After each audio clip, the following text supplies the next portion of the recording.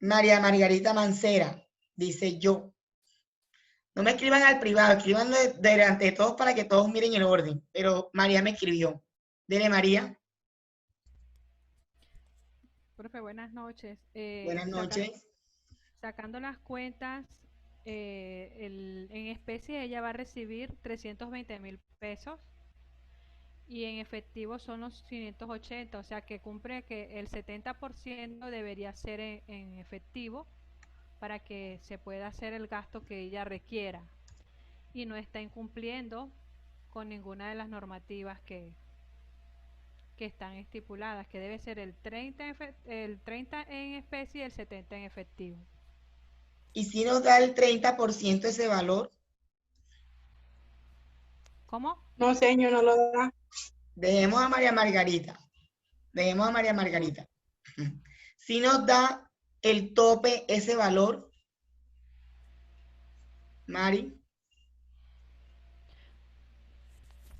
El tope. Ahora El me valor enteré. que, el valor que estamos tomando de referencia, si nos lleva al tope, si está bien calculado ese salario en especie. Pues lo que yo hice para dar la respuesta fue hacer como la resta de 900. Ella está recibiendo 500, recibe en mano los 320, pero ahora la pregunta que usted me está haciendo es conforme a que O al sea, la monto que pregunta inicialmente es si está bien calculado el salario en especie, si está acorde con la norma. Esa es la bueno, pregunta. yo pensaba que sí, pero aparentemente no, entonces me retiro en la respuesta, pues. Dale, Mari. Viene entonces Milagros. Fue la persona que dijo yo por segunda vez, en segunda instancia, perdón. Dígame, Milagro. ¿Me ve, profe? No te veo. Anda, profe, no sé qué pasó aquí. Bueno, cuéntame. Bueno, profe, pues sí están incumpliendo la norma porque, como usted lo dijo, es el 70% que se le debe pagar en efectivo. Y de los 970.000, sacándole el 70% son 679.000 pesos que deberían recibir en efectivo. Y está recibiendo menos. O sea, está mal. Bueno, la respuesta es cierto que es menos, pero hay que aclarar lo siguiente. No es que sea 30 y 70. 30 y 70 es únicamente para el salario mínimo. Por encima del mínimo puede ser 50-50. O sea que si lo hago 40-60 estaría bien. ¿Qué es lo que hay que tener en cuenta? Que esa persona nunca reciba menos del 70% de un mínimo. Y en este caso, el 70% del salario mínimo son 614.000 pesos. Entonces sí está incumpliendo porque no alcanza a recibir el 70% del salario mínimo. Entonces el incumplimiento es en razón de que no llega ni siquiera al 70% del mínimo. Pero la norma es clara diciendo que después del mínimo es 50, puede ser 50-50, pero sin traspasar la barrera del 30-70 con respecto al salario mínimo. ¿Sí fui clara? Sí, ahora sí me quedó claro Sí, a mí, profe. señora. Ok, vale. Entonces le damos puntito a María porque en parte dijo algo que era cierto y puntito a Milagro que también en parte dijo algo. Ok. ¿Quiénes ingresaron ahora que no están aquí en la lista? Ximena Mancilla, Ana Romero, Porque tenía un problema. Vania Us, profe. Evania Us.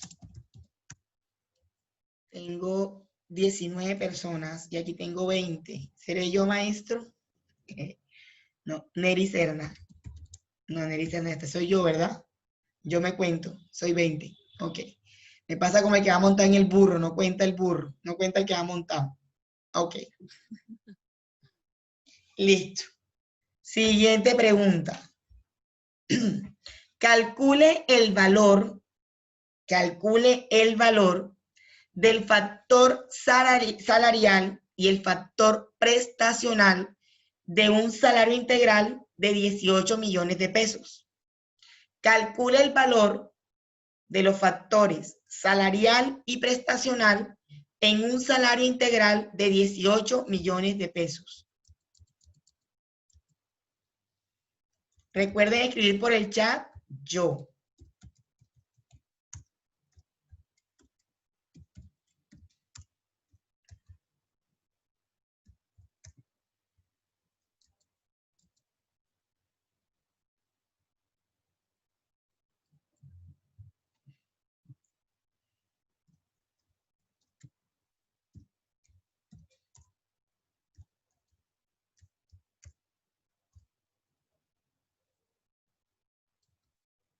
Ajá.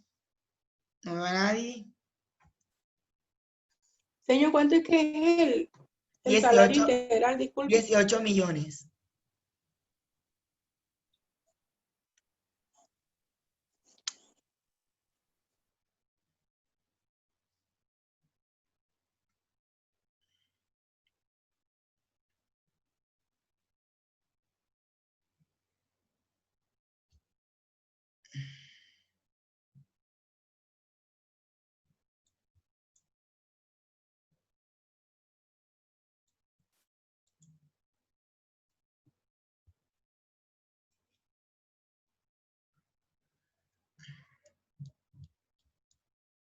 Nadie dice yo. Eso está fácil.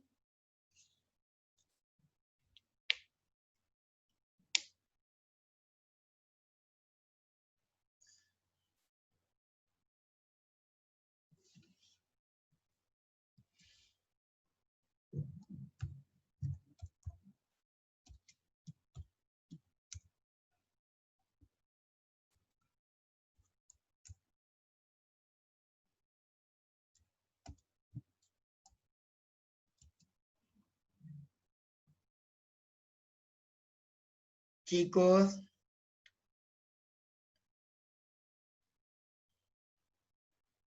¿Será que me quedé sola?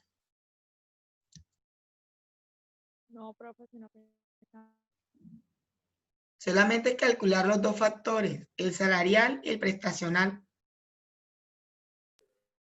Profe, disculpe, usted las clases que graba, siempre las manda al grupo y la del miércoles usted no la mandó y yo no participé en esa clase porque no me pude conectar el miércoles.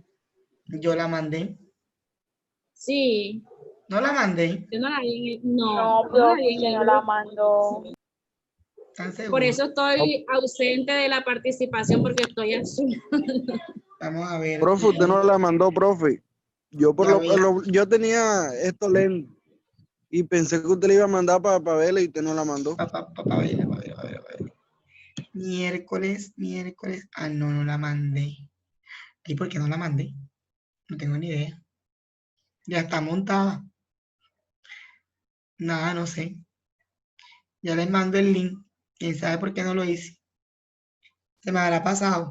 De todas maneras, eso está en la página del ICT. O sea, usted busca en YouTube Instituto de Capacitación Técnica ICT y le sale, porque yo lo estoy montando en esa página.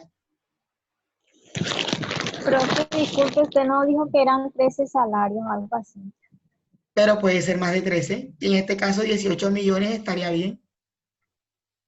Yo tengo una duda, Milagro, ¿cuál es la duda? Usted necesita que le digamos cuánto es lo que paga. Calculen. Ahí dice calcule el valor del factor prestacional, calcule el valor del factor prestacional y del factor salarial. Ahí es donde nosotros sacamos el 30% Y es. de los salarios, ¿verdad? Sí. ¿Y usted quiere que le diga cuánto va a pagar él? ¿Quiere que le diga cuánto va a pagar él? Quiero que me digas de esos 18 millones, cuánto corresponde al factor salarial y cuánto corresponde al factor prestacional, que así se divide el salario integral. Se divide en dos partes. Profe, al factor salarial son 12.600.000. Tienes que escribirme por el chat yo, profe, para ayudarte la palabra. Okay. No sabía eso fue lo que yo porque saqué apenas también. estoy entrando. Vale. No sabía pero es así, no. Esos 18 millones, el factor salarial son 12.600.000 y el restante que son, serían 5.400.000 viene siendo el valor prestacional. Así es. Se calcula el 70, se multiplica por el 70 y se multiplica por el 30. Acuérdense que yo les comenté que había una discusión con el tema de desindexar el valor, pero la Corte Suprema dijo que no, que era 70 y 30 y punto. Entonces, el 70 y el 30. ¿Cuál es la parte salarial, Ximena, de esos dos valores que me diste? ¿Cuál es el factor salarial? 12.600.000. ¿Y cómo se llaman los 5.400.000? El valor, Factor. el factor prestacional. Correcto. Gracias, Ximena. Para la próxima, ya saben, la dinámica es, escribo yo en el chat para poderle dar la palabra. Ok. Siguiente ejercicio. ¿Puede la empresa especificar un salario mínimo mensual diferente al que determina el gobierno?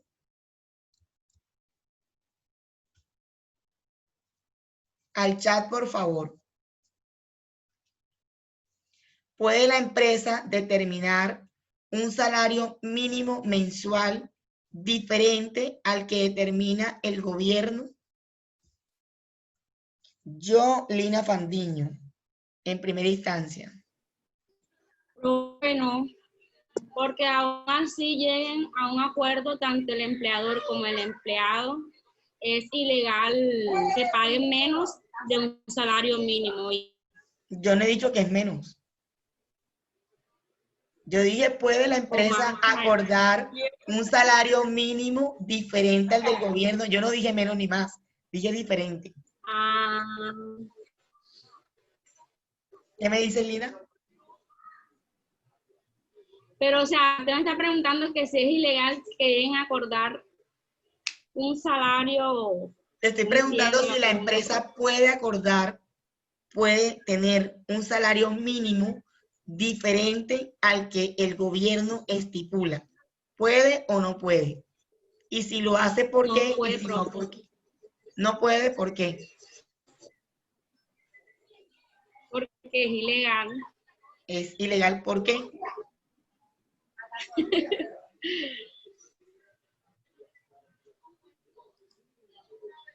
A ver, Ximena. Gracias, Lina. Ximena, segunda persona en la lista. Dígame. Profe, yo digo que sí se puede siempre y cuando sea superior al salario estipulado. Gracias, Ximena. La respuesta es correcta. Yo sí puedo hacerlo siempre y cuando sea superior al salario mínimo y hay algo adicional y es no tenerlo en cuenta como base para cálculos ya estipulados por norma. Cuando me dice que son 10 salarios mínimos a tener en cuenta para el salario integral, yo no puedo tener en cuenta el mío, sino el del gobierno. O sea, aplicaría para mí solamente para pagarle a mis empleados mejor, pero no para los cálculos que el gobierno, que la norma me demanda. ¿Listo?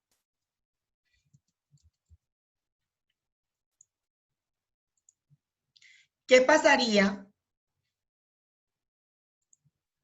Ese dice aquí, dice. Un empleado con todos los argumentos legales, o sea, está firmado y todos los argumentos, se gana un salario integral de 16 millones de pesos. O sea, está firmadito, está todo ok, se gana 16 millones de pesos mensuales con salario integral, firmado en el contrato como salario integral. El empleador no le paga la seguridad social, puesto que este valor está incluido en el salario integral. ¿Es legal?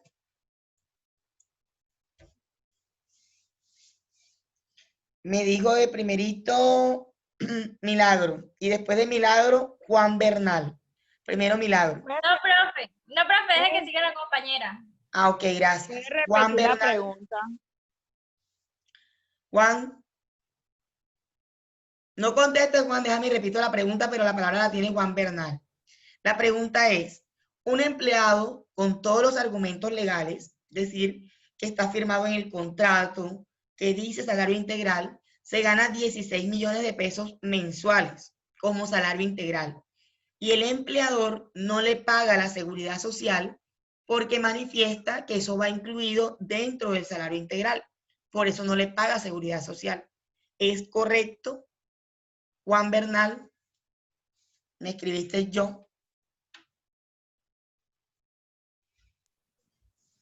Sí, profe, para mí sí es correcto, porque cuando es un salario integral es porque le están pagando todo. Ahí entra seguridad social, entran horas extras, porque él se está ganando 10 veces más lo del mínimo. Creo que fue lo que escuché, porque como la clase estaba sin recortar, creo que eso fue lo que entendí. Ok. ¿Alguien más quiere aportar algo? Milagro. Ahora sí, profe, bueno, entendí ese día que así él gane un salario integral, la empresa está obligada a pagarle la seguridad. Porque usted nos está diciendo que prestaciones, él tiene que pagar el 30%, o bien sea, bueno, sí, eso entendí, ya. Ok, es correcto, Milagro. Dentro de la parte integral que se paga en el salario no se encuentra la seguridad social, razón por la cual yo debo pagarle, o sea, no hay ninguna excusa para no pagarle a un empleado la seguridad social. Así el empleado se gane 90 millones de pesos, yo debo pagarle salud, pensión, ARL y todas sus prestaciones, y la parte de seguridad social y de parafiscales. Eso no se encuentra incluido dentro del salario integral. ¿Está claro? Sí, señora. Ok. Voy aquí con otro ok. Anda, ¿quién me contestó ahorita que no coloqué el ok? Ah, fue María Ximena, ¿verdad? Milagros, ok. Una empleada del servicio doméstico le es pagado de acuerdo a la norma el salario en especie. O sea, todo. Cumple con los requisitos 70%, 30% del mínimo, está firmado, dice claramente qué parte es en especie y qué parte no es en especie. O sea, está bien, están cumpliendo con los pagos, todo ok. Sin embargo, a la hora de liquidar su contrato laboral, ya terminó la empleada del contrato, solo es tenido en cuenta la parte que recibe en efectivo, no la parte en especie. ¿Es legal?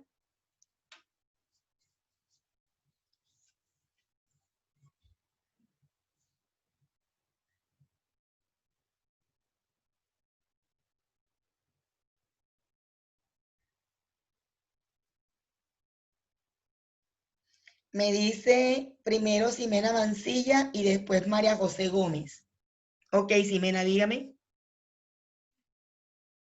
Primero, una preguntita. Usted preguntó si es legal o ilegal. Si es legal. Si es legal, me repite la pregunta para la respuesta. Ximena, ¿y por qué escribiste yo si no tenía la respuesta? No, porque es que ahora me estoy enredando un poco. La empleada de servicio doméstico le pagamos de acuerdo con la norma la parte en especie, todo está ok. El día de su retiro, cuando hacemos la liquidación, liquidamos sobre la parte que le den efectivo, solamente. ¿Es legal? Sobre la parte, no, profe. No ¿Por es qué? legal. Perdón, es ilegal. Ilegal. Es Porque deben de legal. pagarle todo lo que estipula. ¿Y qué es todo lo que estipula? O sea, ¿cómo es que la liquidación tiene que ser sobre lo que ella se gana tanto en especie como en efectivo? Que es el valor total de su salario. Exactamente, por esos valores es que tiene que ser la liquidación, porque ella se está ganando todo eso, que se lo están pagando una parte en especie y una parte en efectivo, pero ella está ganando, si son 1 millón, ella está ganando 1 millón, y por eso es que tienen que liquidarla, por ese Bueno, valor. María José, ¿qué me decías?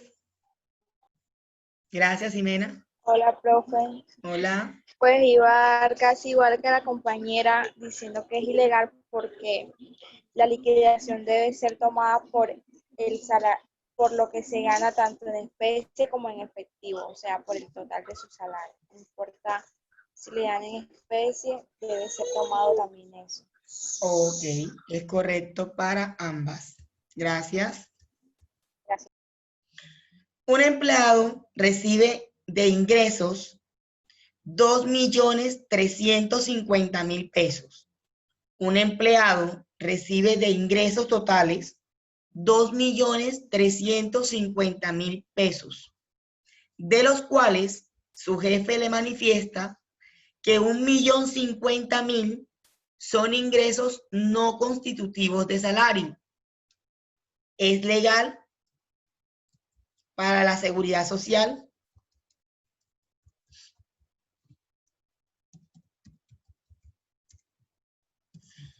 Profe, ¿puedes repetir? Un empleado recibe de ingresos 2.350.000 pesos. 2.350.000. Su jefe le dice que de esos 2.350.000, 1.050.000 son no constitutivos de salario. O sea que no son base para su seguridad social. ¿Es legal?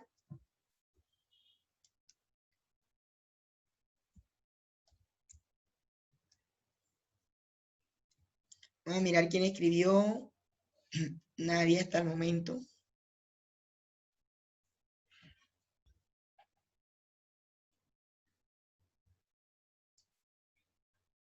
Quiero escucharle la voz a alguien que no sea Milagros, ni María José, ni Ximena, ni María Mancera, ni Lina, que son los que han intervenido.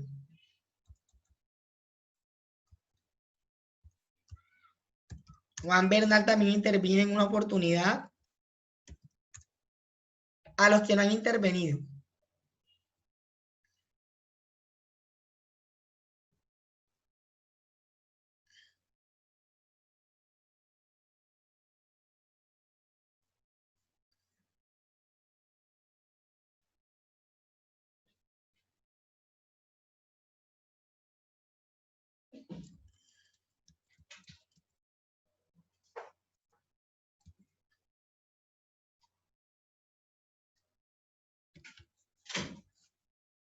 Hola. Hola. Se me fue el internet. Ah, no se me fue. A ver, Valeria Fernández, María Fernanda, María Cancio, Kelly Martínez, Harold Chamorro, Ginette Ayala, Daniela García, Daisy Jiménez, Yoli Pires, Yeseli Martínez, Evania Us, Neri Serna. ¿Alguno de ustedes que me responda, por favor?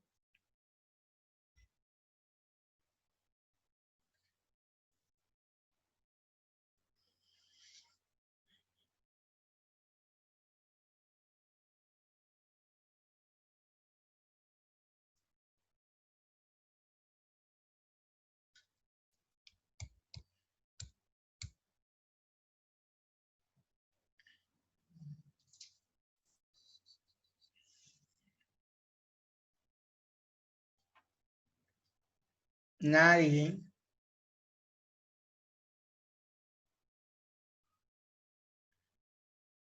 Profe, repita la pregunta. Un empleado de servicio doméstico. No, esa no es, perdón, ya me confundí. En la última. Un empleado recibe ingresos por 2.350.000 pesos. 2.350.000. Su jefe le dice que de esos 2.350.000, 1.050.000 no son ingresos constitutivos de salario para la seguridad social. ¿Es legal?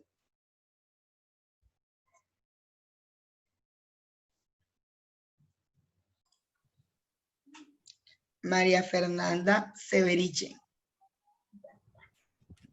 Buenas noches, profe. Buenas noches. Que sí es legal porque la ley dice que no debe, para pago no constitutivo, no debe excederse del 40%. Entonces, el 1.050.000 da menos del 40%. El 1.050.000 da menos del 40%. La respuesta es correcta en cuanto a la teoría, pero si hiciste bien el cálculo.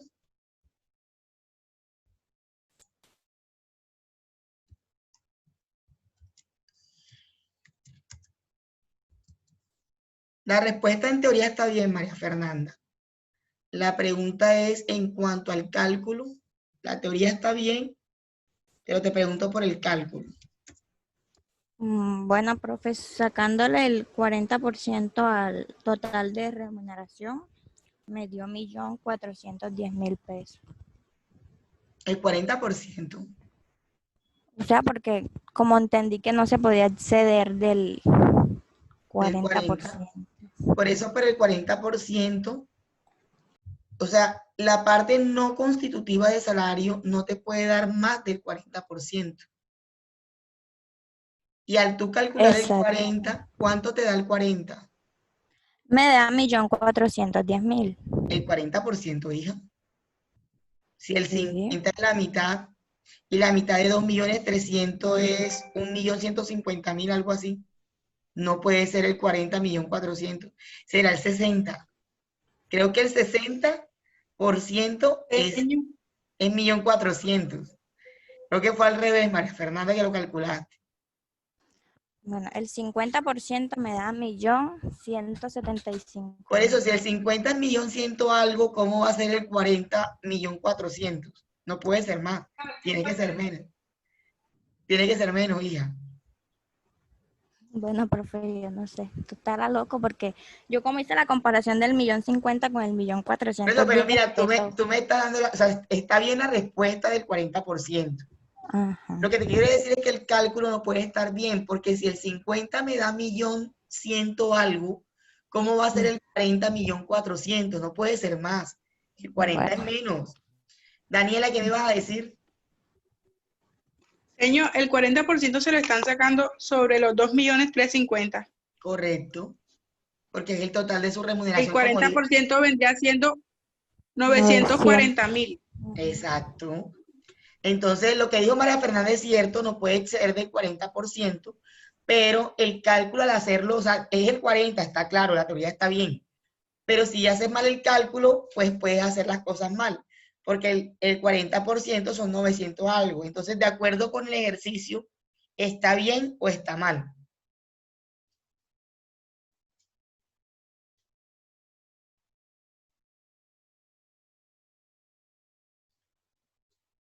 Hola. Ya hallamos el 40, ya dijimos cuánto es. Ahora la pregunta es, ¿está bien o está mal? Bueno, profe, se supone que está mal porque si le quita 1.050.000 y el límite son 940.000 pesos. Ok, así es, está mal, porque está por encima del límite. Lo que tendría que hacer esa empresa es tomar la diferencia entre 940.000 y 1.050.000 y agregárselo a lo que va a lo que va a pagar por seguridad social. Tendría que hacer eso para estar dentro de la legalidad. Y listo, no estaría mal de esa manera. Tendría que tomar ese 40 que en realidad me dio, que es 940.000 pesos, le resto el 1.050.000 que yo creo que no es no constitutivo de salario. Ahí hay un sobrante de 110.000 pesos. Esos 110.000 se los voy a sumar a lo que yo creía que debía pagar de seguridad social. ¿Sí quedó claro? ¿Sí quedó claro? Hacemos el ejercicio, ¿quedó claro? Señor, Lina, hágalo, por favor. Haga el ejercicio, profe. A ver, vamos a compartir pantalla. Cuando comparta pantalla, voy a quitar mi cámara porque he descubierto en estas últimas clases que cuando quito la cámara me va mejor con con el compartir pantalla.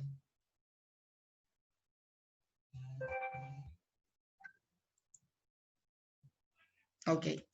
Aquí observamos, aquí están los cálculos hechos, voy a borrarlos.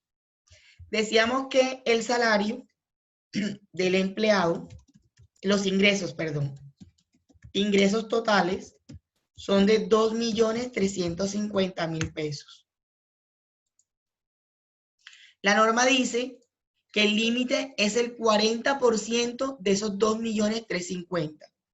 Yo como jefe le digo a él que la parte no constitutiva de salario equivale a 1.050.000. Yo le dije eso a él. Lo que quiere decir que yo estoy liquidando mi seguridad social por 1.300.000.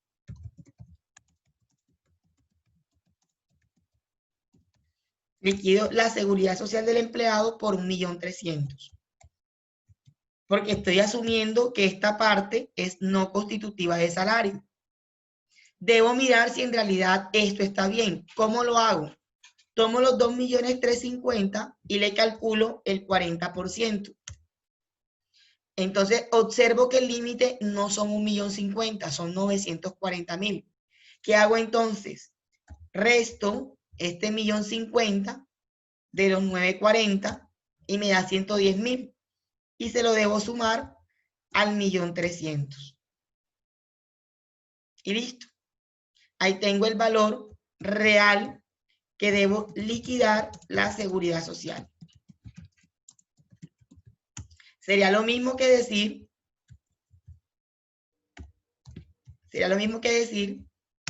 que a los 2.350.000 que tengo de ingresos totales, yo le resto ese 40%. Te va a dar lo mismo, 1.410.000. Sino que si usted ingresa a la página de la UGPP, ella se lo explica de esta manera que está aquí. No lo explica así. Entonces hay que desglosarlo para poderlo entender. Pero el resultado es el mismo. Usted calcula el 40 y se lo resta. Y es sobre ese valor que yo debo cotizar. No sobre lo que yo pensé que era no constitutivo de salario. Porque aunque sea cierto que este 1.050.000 es no constitutivo de salario, porque es válido, aunque sea cierto, independientemente de ello, lo que la ley ordena es que para efectos de seguridad social no puede ser superior al 40%. ¿Listo? ¿Alguna pregunta? ¿Alguna duda? ¿Quedó claro?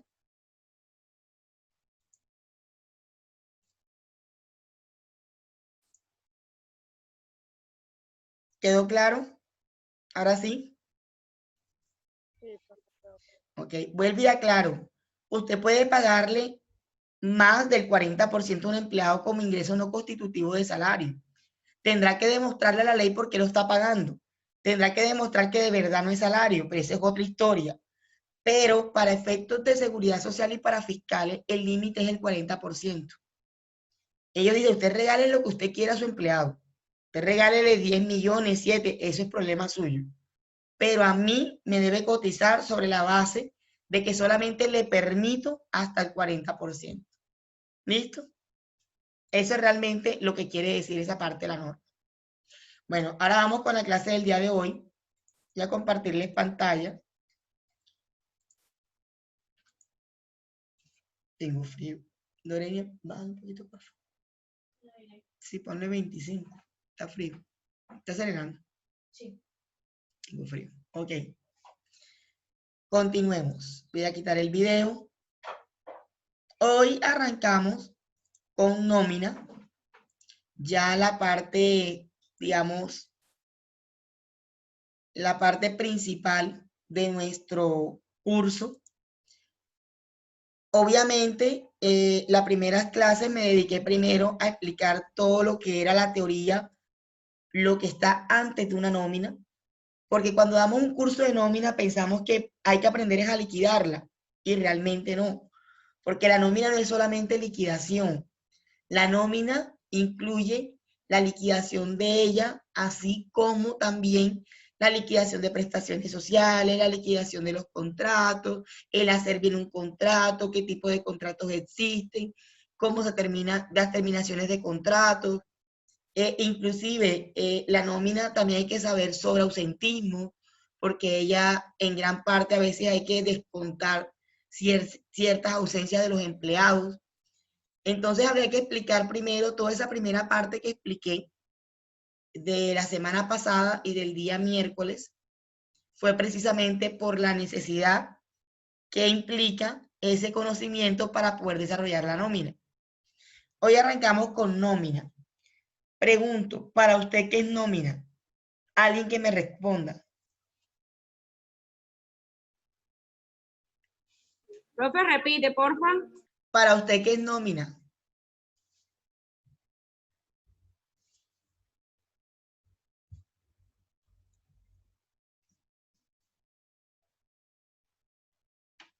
Es lo que permite a la empresa saber. ¿Quién me habla? Ximena Mancilla. Ok, dígame. Es lo que permite a la empresa saber cuánto va a pagarle a los trabajadores. ¿Al ex trabajador o al trabajador? Al trabajador. Alguien que diga gracias, Ximena, algo diferente o quiera añadir algo o Profe, ¿quién me habla? Evania. Ok, me habla Evania y después me dice Harold. Dígame, Evania. ¿Se podría decir que la nómina es como el registro de todos los salarios que debe cancelar la empresa en un determinado tiempo? O sea, bien sea mensual o quincenal, sería como el registro donde se lleva la contabilidad de todos los pagos al personal empleado. Ok, Evania, gracias. Harold. Profe, es la suma de los registros de todos los empleados, incluyendo todos los salarios, las bonificaciones y cosas así. Prestaciones, todo. Ok. La respuesta que me han dado, la primera que me dio la respuesta Ximena, me hablaba como tal del proceso. La respuesta de Harold y de Vania fue con respecto al documento como tal. Ambas están bien encaminadas, no están lejos de la realidad, porque ambas definen lo que es la nómina. La nómina es un listado que elabora la empresa, donde detalla de cada trabajador, detalla los conceptos que él percibe, ¿cierto? Los salarios correspondientes, así como los descuentos que se generan en esta, el pago que va a recibir, y todo esto con el fin de tener los registros contables y financieros conforme a la ley. Eso es la nómina, en palabras sencillas. Obviamente es el proceso de liquidar también este listado, eso es nómina. Tipos de nómina. Según cómo se elabora, hay nómina manual y nómina sistematizada. Una nómina en Excel pensaríamos que es sistematizada, pero no. Una nómina en Excel es una nómina manual. Se le llama nómina sistematizada a la nómina cuando está hecha por un sistema contable donde uno solo debe parametrizar al inicio, hacer como la hoja de vida de cada empleado.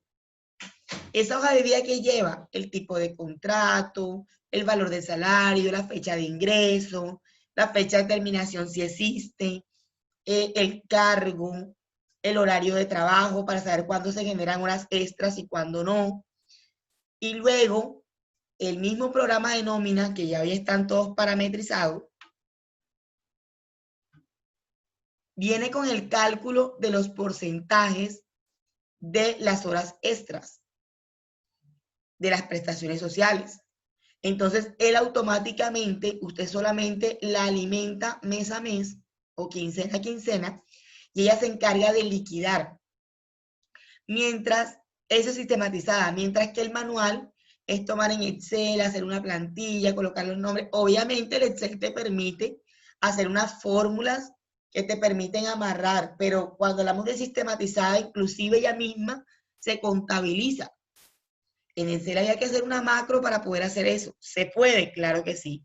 Pero yo para hacerme una macro en Excel, pues me compro un programita contable. ¿Listo?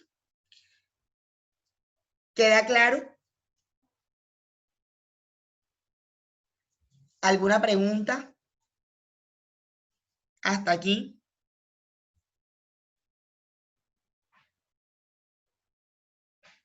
Con dos que me digan no, profe, yo continúo para saber que sigo en línea porque está lloviendo. Profe, sí quedó claro. Ok.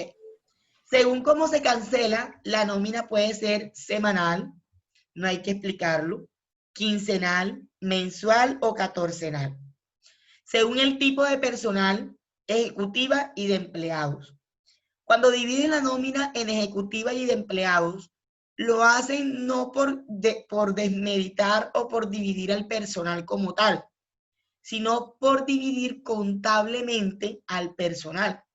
Los que saben contabilizar nómina, ¿cierto?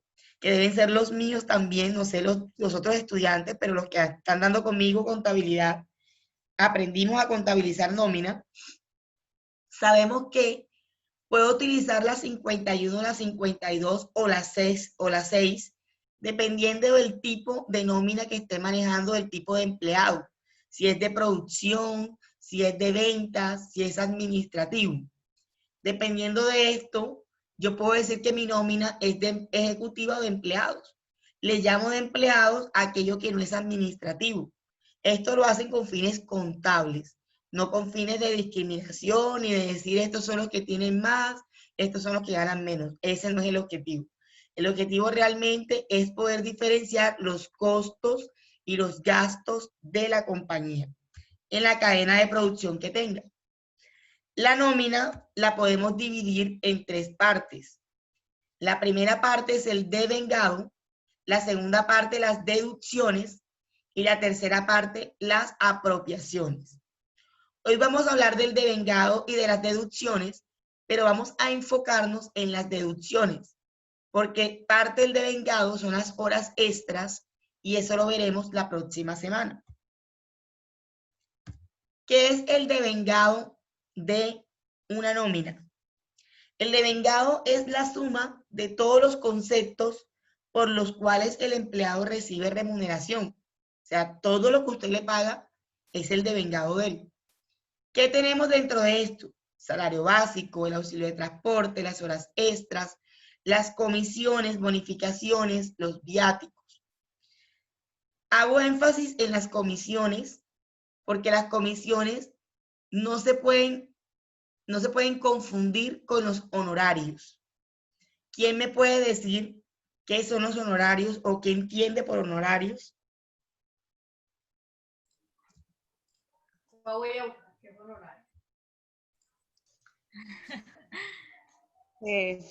Yo, profe.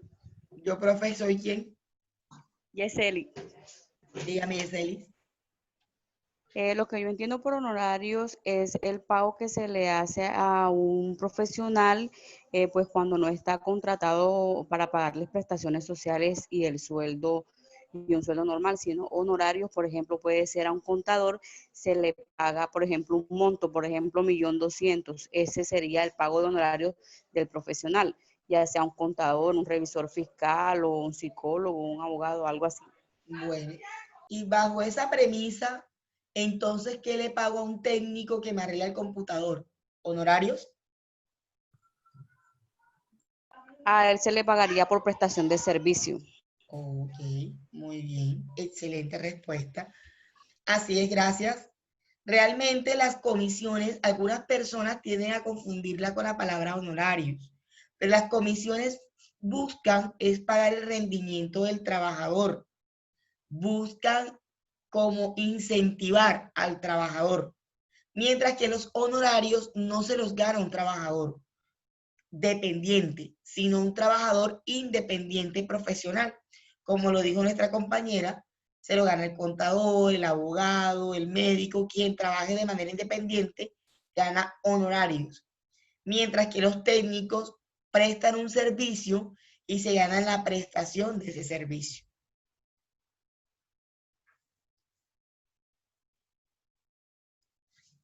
Las bonificaciones, si estas son recurrentes, serán parte del promedio. Eso lo vimos en PES de ayer cuando vimos la parte no constitutivo de salario. A veces cometemos el error como empleadores de dar bonificaciones frecuentes y esto se nos puede volver salario. Entonces, las bonificaciones deben ser esporádicas para que se consideren no constitutivas de salario. ¿Hay bonificaciones salariales? Claro que sí, sí las hay. Tú puedes dar una bonificación que sea salarial, como puedes dar una que no sea salarial. ¿De qué dependerá? De qué estás remunerando allí. Si estás remunerando el trabajo del empleado, entonces será salarial. Si no lo estás haciendo, entonces no es salarial. Viáticos. Los viáticos se encuentran contemplados en el artículo 130 del Código Sustantivo de Trabajo. Cuando hablamos de viáticos, es diferente del salario en especie. Eso es otra cosa. Los viáticos hablan sobre la manutención, alojamiento, transporte, gastos de representación. ¿Qué es viáticos? Es cuando yo le doy a mi empleado una suma de dinero, yo se la estoy pagando, por eso es un devengado de él, pero en realidad es un reembolso por un dinero que él se está gastando para cumplir una función específica dentro de la empresa. De pronto él tiene que invitar a almorzar a alguien porque él es gerente de ventas o de relaciones públicas, entonces yo debo pagar ese almuerzo. Eso no lo tiene por qué pagar mi empleado, lo pago yo como empresa. Entonces yo le doy el dinero para que él tenga ese gasto de representación. De pronto el empleado se fue para Miami a hacer un evento y debo pagarle el transporte hacia Miami, la manutención y el alojamiento. A eso se le llama viáticos. ¿Está claro? ¿Alguna duda?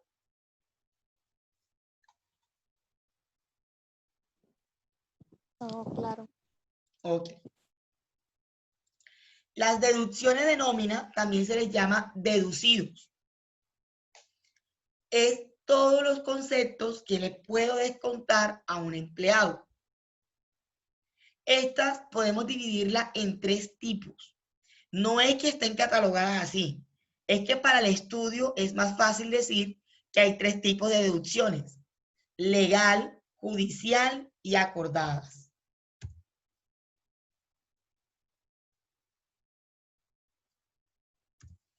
Deducciones legales. La primera deducción legal que encontramos es la seguridad social. Esta se encuentra contemplada en la Ley 100 de 1993. Ellas se definen como un conjunto de instituciones, normas y procedimientos que velan ¿por qué? Por la salud de los trabajadores y por la parte económica. La seguridad social se compone de 3 elementos. ¿Cuáles son? ¿Quién me dice?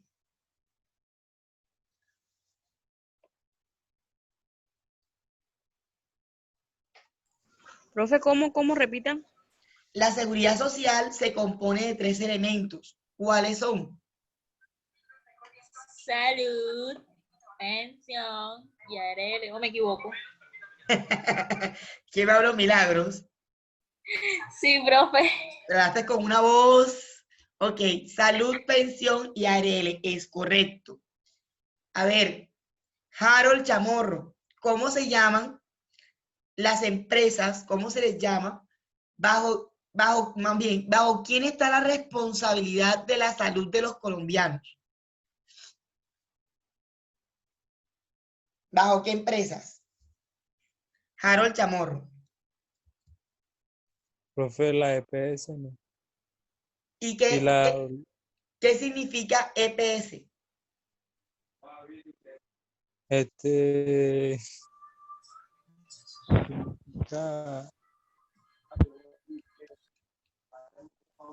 Entidad promotora de salud. Aquí lo tengo en mi pantalla. Harold, no estás viendo la pantalla porque la pantalla lo dice. Ok, gracias. La parte de salud le corresponde a las EPS, Entidad Promotora de Salud. ¿Cómo se distribuye la cotización que se debe hacer a la EPS? se hace de la siguiente manera. El empleador debe aportar un 8.5% del devengado o del IBC, porque se llama ingreso base cotización, IBC. Cierren por favor los micrófonos. El 8.5% del IBC y el trabajador debe aportar un 4%. Para un total de 12.5%. Es el aporte a EPS.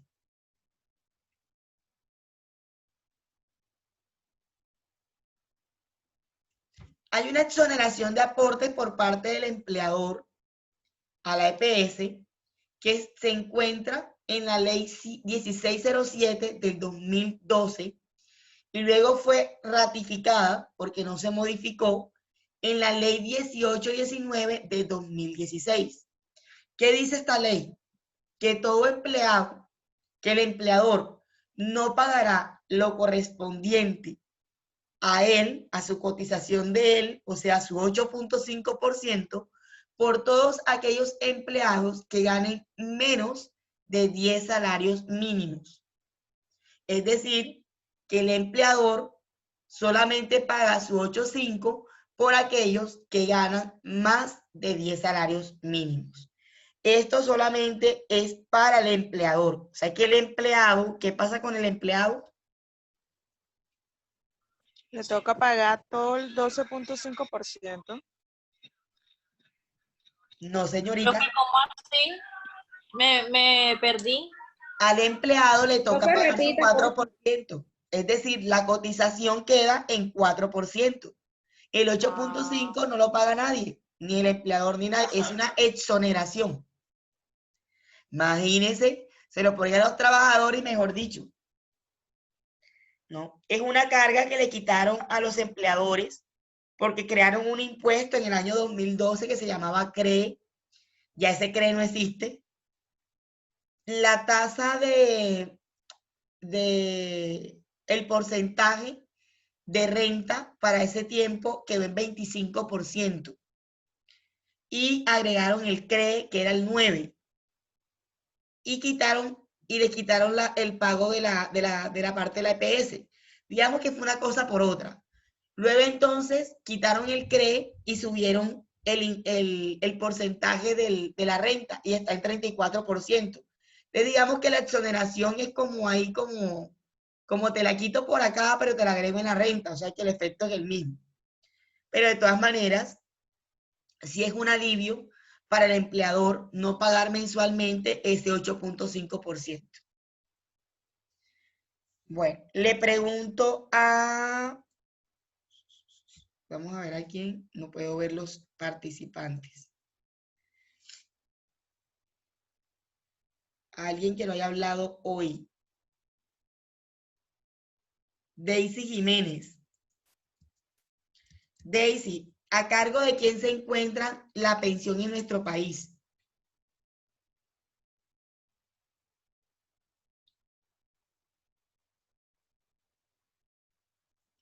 Daisy.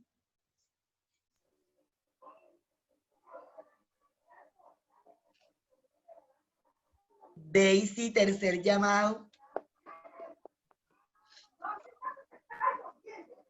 Nada. No me dice nada Daisy. Ok, le pregunto entonces a Neri Serna. Neri, ¿a cargo de quién se encuentra la pensión en nuestro país? Profe, buenas noches. A las administradoras de fondos de pensiones como Colpensiones y todas esas cosas. Colpensiones, se encuentra Protección, tenemos Colfondos, Porvenir, exacto.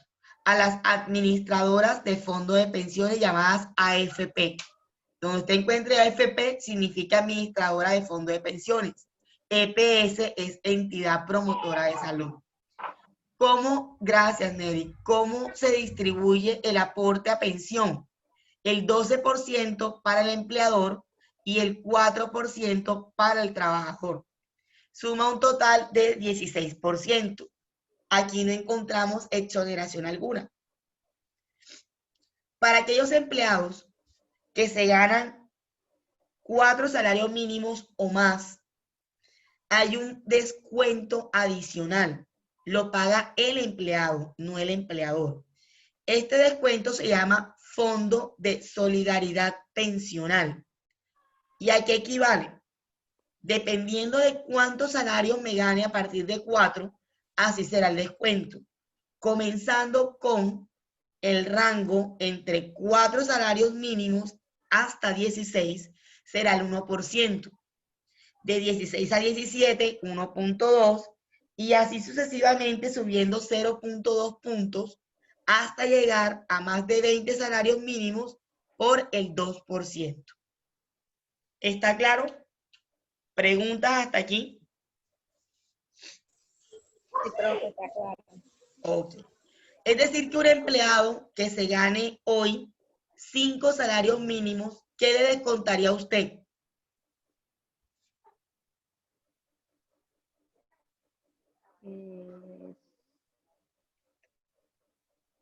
El 1%. El 1%. Nada más el 1%. ¿Y El lo demás? 1%. ¿Y lo demás? Y el 4% de salud. 1% y el aporte. El 4% de salud. Trabajador. O sea, le descontaría un 9%, ¿no? 4 de salud, 4 de pensión y 1% de fondos de solidaridad pensional. Ojo, el fondo de solidaridad pensional es un tema bastante complicadito y lo digo por experiencia propia. Los empleados, póngale un empleado suyo que se gane 3 salarios mínimos y medio, o sea, no llega a los 4. Y hasta por un peso, si no llega por un peso a 4, no se lo puede descontar, porque dice la norma que a partir de 4. Entonces, si me da a partir de 4, 3.812.525, tiene que ser a partir de ahí, no de los 24. Entonces, hay empleados que en un mes no cogen horas extras y el sueldo les viene pleno. Entonces, no hay fondo de solidaridad pensional. Pero en el mes siguiente, por el monto de las horas extras, se pasó de 4 salarios mínimos. Entonces, en ese mes aplica el fondo de solidaridad pensional. O sea, cada vez que se pase, él va a aplicar. Hay empleados que no tienen eso claro y piensan que es solamente sobre el básico. Entonces, que si mi básico son 3 salarios mínimos, nunca me va a tocar el FSP, el Fondo de Solidaridad Pensional, y no es así. Él toca siempre que el IBC, que es el ingreso base de cotización, se pase. ¿Listo?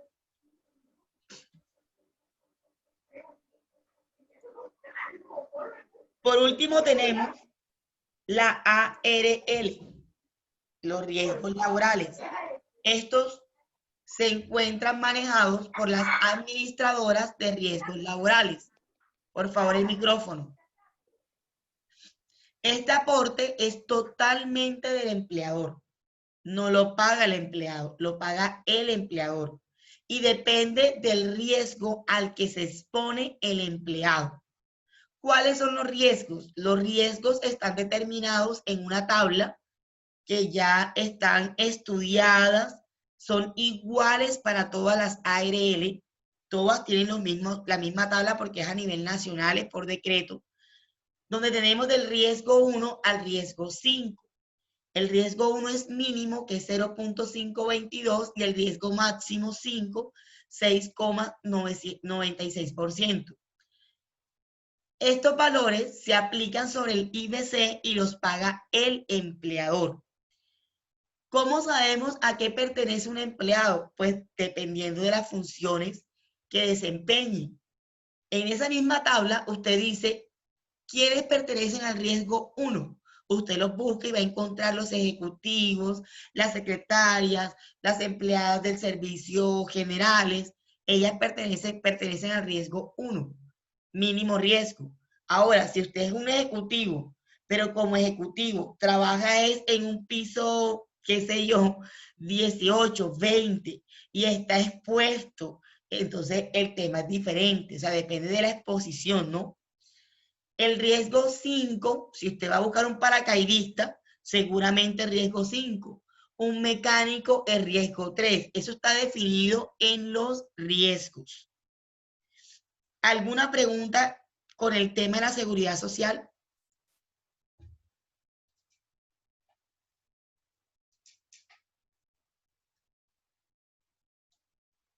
¿Alguna pregunta con la seguridad social? ¿No me responden?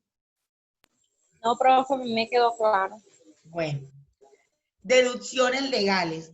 La última deducción legal que tenemos es la retención en la fuente.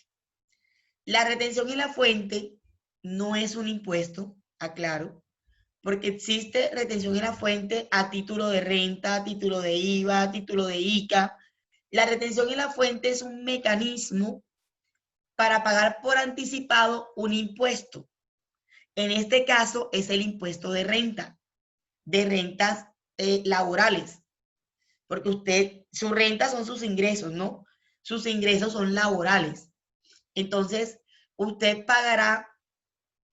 deberá presentar declaración de renta cuando sus ingresos sean superiores a X valor dado por el gobierno anualmente. La retención en la fuente no es más que el anticipo a ese impuesto. Por eso, generalmente, la pagan quienes devengan unos salarios alticos, que son los que se entiende van a terminar declarando renta para poder luego restar el valor de su renta de los anticipos que hicieron. Si les da menos, la DIAN tendrá que devolverles dinero. Si les da más, pues usted cancela el excedente. Tengamos presente el ingreso laboral gravado, ILG, que es el valor que nos queda una vez se realiza la depuración de los pagos que recibe el trabajador. Es decir, usted recibe un pago de 5 millones y yo sobre él no calculo la retención en la fuente. No. Ahí hay que depurarlo. Y después de esa depuración, o sea, de descontarle algunos valores, es que yo aplico una tabla de retención en la fuente.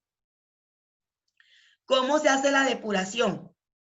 Comienza por unos ingresos no constitutivos de renta ni de ganancia ocasional. O sea, son unos ingresos que la ley explícitamente ha determinado que ellos no son renta, que yo te los pago, pero no hacen parte de tu renta.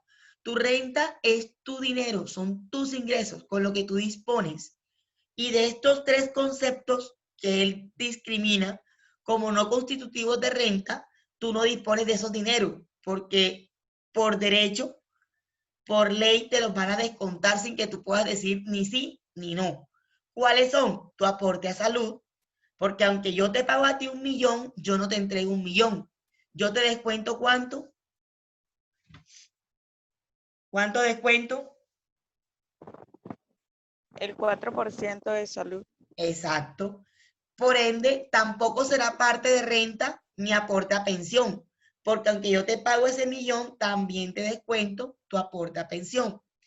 Y los pagos por reembolso de manutención, alojamiento y transporte. ¿Qué pagos son estos? Los vimos anteriormente. ¿Cómo se llaman esos pagos? De acuerdo con el artículo 130. Los viáticos. Claro, porque los viáticos, aunque yo te los pague y estén a nombre tuyo, esa plata no es tuya. Es un reembolso de algo que te gastaste, ¿cierto? O en su defecto te lo estoy dando para que te lo gastes. Es un gasto para la empresa, pero no para ti. Es para la empresa. ¿Cuáles son las deducciones que hacemos? Le debemos quitar los pagos de alimentación, deducciones por dependientes, ingresos pagados por crédito, ingresos no, perdón, ahí dice ingresos, pero no corregí, son intereses pagados por créditos de vivienda y los pagos de medicina prepagada y seguros de salud que tengan beneficio del trabajador, de sus hijos o de su cónyuge. Explico. Estas deducciones están especificadas en el estatuto tributario. Usted consigue lo referente a retención en la fuente, no en la legislación laboral, porque no es un tema laboral, es un tema tributario. Y por lo tanto, si quiere saber algo de la retención en la fuente, lo va a conseguir es en el estatuto tributario. Nuestro estatuto tributario nos indica los pasos para depurar el salario de un empleado.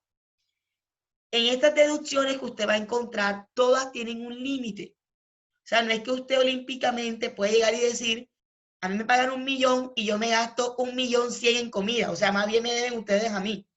Porque yo diría eso. Y no es mentira, porque yo sé que el salario en Colombia, uno se lo gasta prácticamente todo en comida, en arriendo, en los gastos de la casa.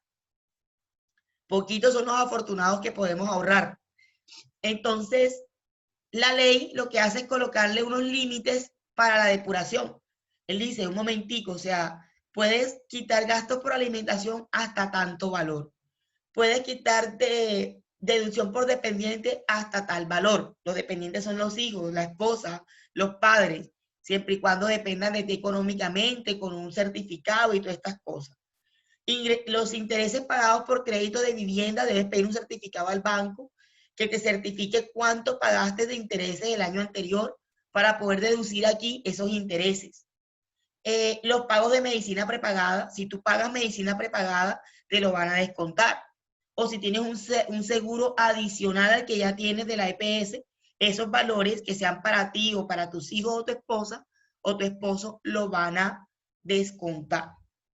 Entonces, fíjense, si yo me gano 5 millones, ya viene un descuento donde va disminuyendo el valor del ingreso laboral grabado, o sea, de lo que me queda, para poder aplicarle la retención. ¿Hasta ahí vamos claro?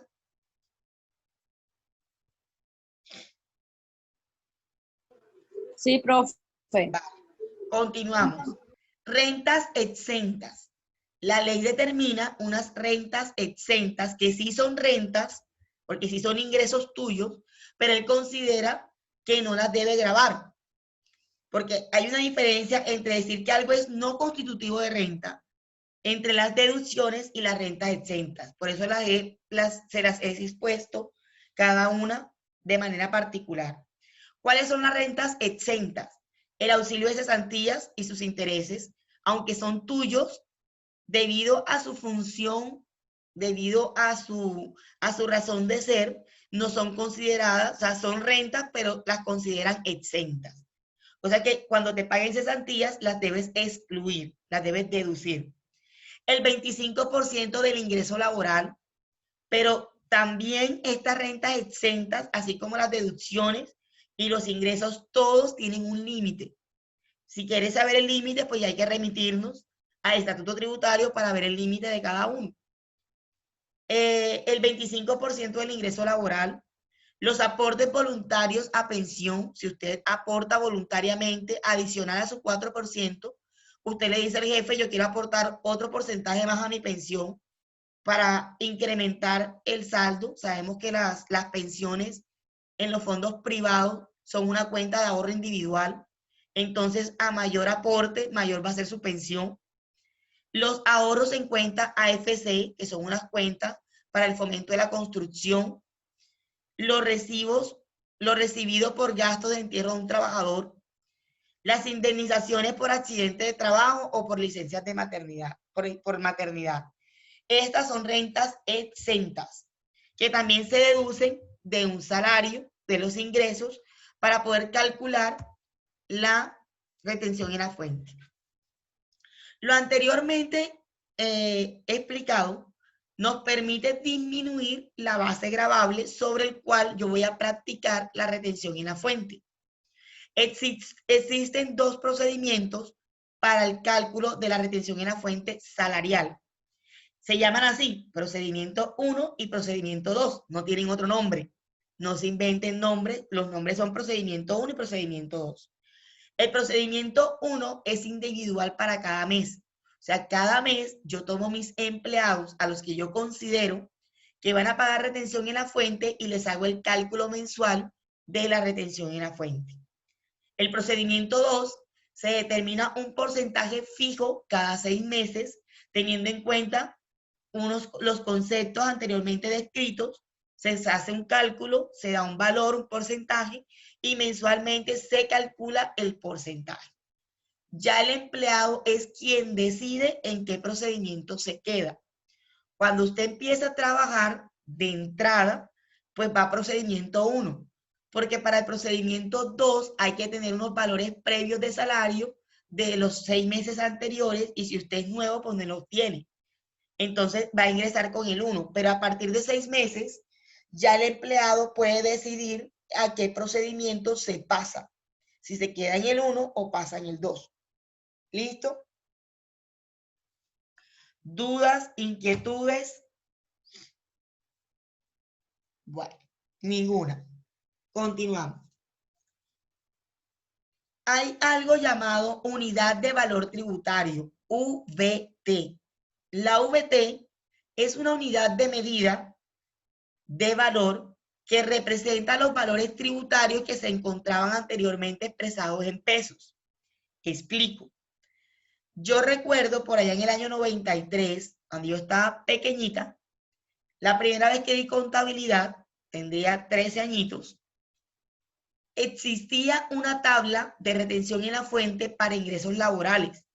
La tabla era algo más o menos así, decía, de 1.000.000 a 1.100.000 descuente tanto por ciento. De 1.101.000 a 1.200.000 tanto por ciento. Y de esa manera discriminaban una tabla como, tenía como, qué sé yo, como 20, 30 ítems. Esa tabla anualmente el gobierno tenía que replantearla de acuerdo al IPC, al ingreso base del consumidor,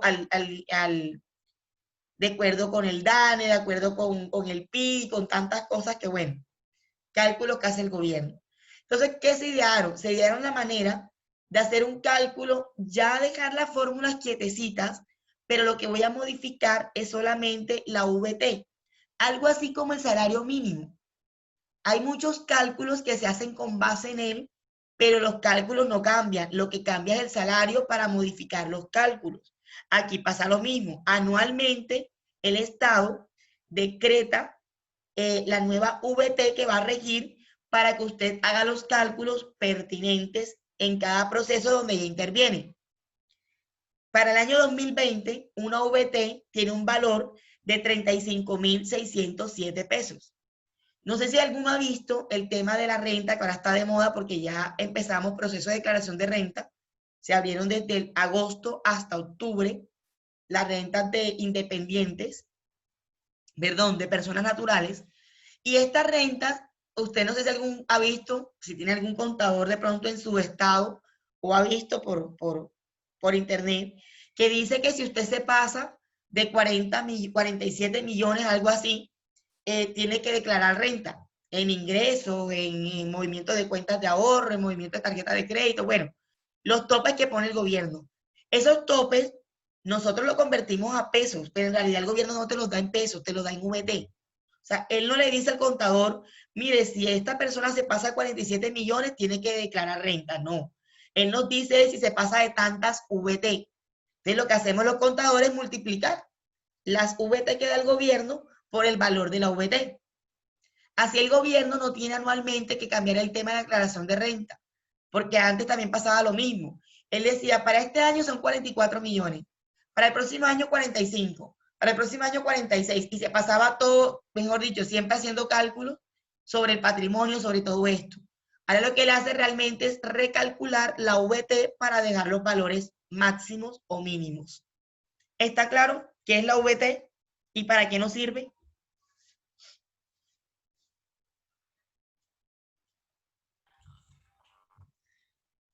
Me quedé sola. Aquí estamos, profe. Okay. Una pregunta, profe. Dígame. Un ejemplo, yo voy a un centro comercial a prestar un servicio de sonido para un evento que van a hacer. Entonces yo llevo mis equipos y hago mi evento. Entonces a mí me toca pasar una cuenta de cobro al centro comercial por los servicios prestados, no sé, 500.000 pesos. Entonces cuando uno pasa la cuenta de cobro, eso ahí va como incluida hay que incluir la retención esa en la fuente. Pues ya eso depende de usted, qué fue lo que pactó con su cliente. Generalmente, cuando usted va a prestar un servicio, usted hace cálculos de lo que usted se va a gastar, o sea, de sus gastos, de sus costos. Yo digo, me gasto, por decir algo, no aquí, me gasto 50.000 en transporte, las bocinas se gastan un mantenimiento de tanto, en cable tanto, me gasto tanto. O sea, usted saca sus costos para poder determinar cuánto va a pagar. Dentro de sus costos, usted podría incluir, que no debería ser, porque realmente la retención en la fuente es tu impuesto, no el impuesto de tu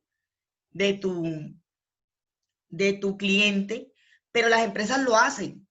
Las empresas te cobran a ti un poquito más porque ellos pagan renta, y la renta es del 34, por eso los productos cuestan más. Entonces tú deberías incluir dentro de tus costos, cuando vas a dar tu cotización, sin tener que decir que es la retención, tú no lo digas, sino que tú incluyes tu 6% de retención por servicios generales, si eres no declarante. Tú misma lo incluyes sin tener que decir que te lo estoy incluyendo. Entonces, si yo pretendía cobrar 500.000 pesos, pues cobro 530.000. Y ya yo sé que la retención me va a quedar mis 500.000 pesos. ¿Listo? Por lo menos yo, cuando presto el servicio de auditorías, que es como independiente, yo sumo todo y a mí me toca pagar seguridad social como independiente. Y mi seguridad social es sobre el 60% de mis ingresos. Entonces, si yo considero que ese trabajo que estoy haciendo cuesta 6 millones de pesos, yo coloco los 6 millones y a eso le sumo lo que me toca pagar de seguridad social, porque es un gasto mío. A mí me toca pagar el 12.5 de seguridad social, de salud, el 16% de pensión y me toca pagar la ARL. Entonces yo todo eso se lo sumo, ese 28, 29%. Aparte, a mí me toca pagar un 11% de retención en la fuente. Entonces yo le subo un 39% a la factura. Entonces si yo iba a cobrar 6 millones, le subo un 40. De 4 por 6, 24, cobro 8.400.000 por el mismo trabajo. ¿Ya? Ahora, perdón, cobro menos porque debo recordar que es sobre el 60% de la seguridad social. 6 por 6, 36, cobro como 7 millones y medio. O sea, yo hago ese incremento. Pero yo no le digo al cliente, ve, te estoy incrementando aquí porque tengo que pagar esto. No, yo le digo, esos son mis costos. Si él quiere que se los discrimine, ya yo sí le digo, ven, yo te cobro tanto porque realmente el servicio te cuesta esto, pero a mí me toca pagar esto, esto y esto. ¿Listo? Pero ya eso es lo que usted negocie con el cliente. Ah, listo, profe. Pero eso aplica es para no declarantes. Para declarantes y no declarantes, la renta la pagamos. La retención aplica para todos. Sino que dependiendo si eres declarante o no declarante, hay unos porcentajes. Y también está dado las bases mínimas en VT. Un ejemplo, para el caso de servicios, déjame lo busco, servicios generales, si eres declarante, la retención es del 4%. Si eres no declarante, la retención es 6%. Y la base mínima es sobre 4 VT. ¿Cuántos son 4 VT? Pregunto. ¿A pesos cuántos son? De acuerdo a lo que dije, el valor de la VT.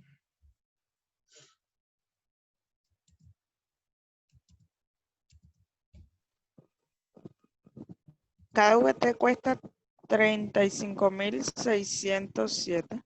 Sí, señorita. ¿Y el monto son 4? 142.420. Ok, entonces si usted presta un servicio superior a ese valor, a usted le van a descontar un 4%, si eres declarante. Si no eres declarante, un 6% por servicio como independiente. Porque la tabla dice que el monto, la mínima, es a partir de 4 VT. Para el caso, por lo menos, de los honorarios, o sea, de nosotros, los profesionales, como en mi caso, que soy contador, él aplica desde el 0%, desde 0 VT. O sea que el 100% está, sobre el 100% me toca pagar. No tengo nada exento. O sea que si yo cobro 100.000 pesos, sobre los 100.000 me cobra. Si yo cobro 50.000, sobre los 50.000 me cobra. Porque no estamos exentos de nada. Para las personas jurídicas es el 11% y para las personas no declarantes es el 10%. Entonces, fíjense que la tabla es muy bonita, ella te dice todo absolutamente y te dice cuánto deben descontar por efectos de retención, pero está en VT. Aunque ya esté en internet, la consigue con bases mínimas en pesos. Pero si no la logra encontrar, ya usted sabe cómo se calcula, cuánto es una VT. ¿Ok? Bueno, continuamos. Dicho esto sobre la VT, continuamos con el proceso de retención en la fuente. Esta es la tabla de retención en la fuente que se utiliza en nuestro país para calcular la retención en la fuente laboral sobre salarios, sobre rentas laborales, así se llama. Miren que está dado todo en VT, rangos en VT, tarifa marginal en VT, porcentaje de retención en la fuente, eso sí es un porcentaje, y la fórmula que se aplica. Fíjense que el primer rango que consigo es de 0 pesos, de 0 VT, perdón, hasta 95 VT. ¿Cuántos son 95 VT? De acuerdo al cálculo que hicieron, que tiene, perdón. ¿Cuántos son 95 VT? 3.382.000. ¿Cuánto vale la VT? Pregunto primero, por favor. Si estuvieron atentos, ¿cuánto vale la VT? 35.607. Ok. Entonces, 95 VT equivale a 3.382.665. ¿Esto qué quiere decir? Que yo no hago nada con que un empleado que se gane ese valor, yo le haga depuración del salario para aplicar retención. Porque fíjense que la tabla me está diciendo que quien gana desde 0 hasta 95, la retención es 0% y no hay fórmula. Entonces, quien se gana hasta ese valor, yo no tengo por qué hacerle una depuración. Inclusive, si te ganas 3.400.000, 500, no depuro. Porque yo más o menos calculo y yo sé que no va a alcanzar a pagar porque hay que depurar. Entonces, si te ganas 3,5 millones, yo a esos 3,5 millones le voy a hacer todas las deducciones que dije anteriormente y me va a quedar como en 2,5 millones. ¿Y cómo hago para convertir un salario en VT? ¿Qué hace usted? ¿Qué tiene que hacer para convertirlo a VT?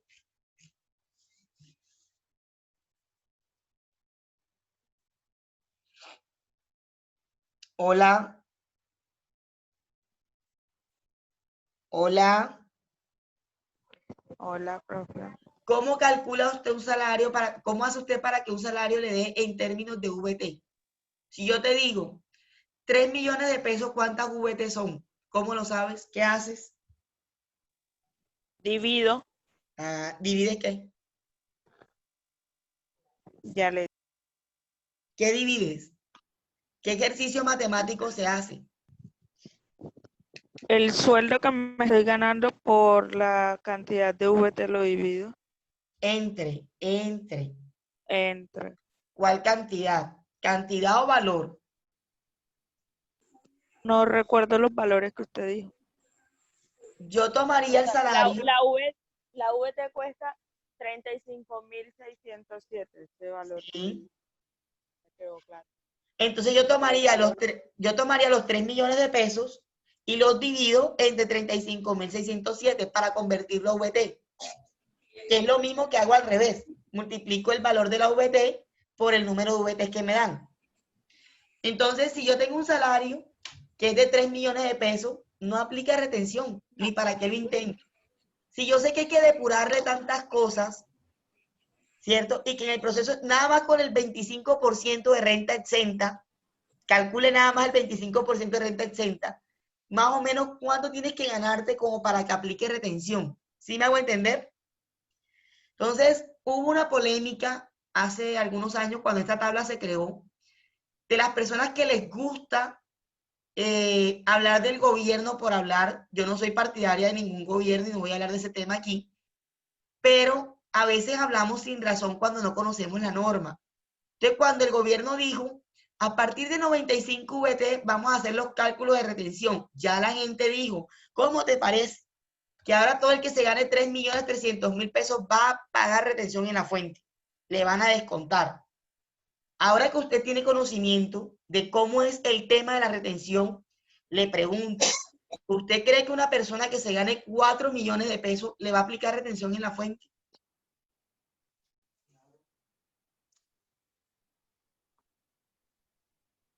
Hola.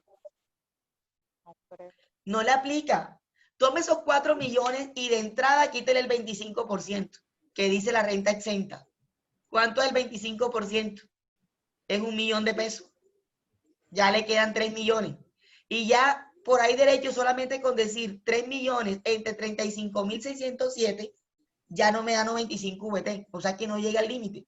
No aplica. ¿Sí está claro lo que les estoy explicando?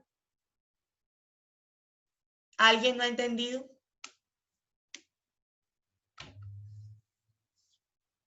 Bueno, todo queda claro porque nadie me dice nada. Ahora, a partir de 95 VT, o sea, a partir de esos 3.382.665 hasta 150 VT, ¿cuántos son 150 VT? Por favor.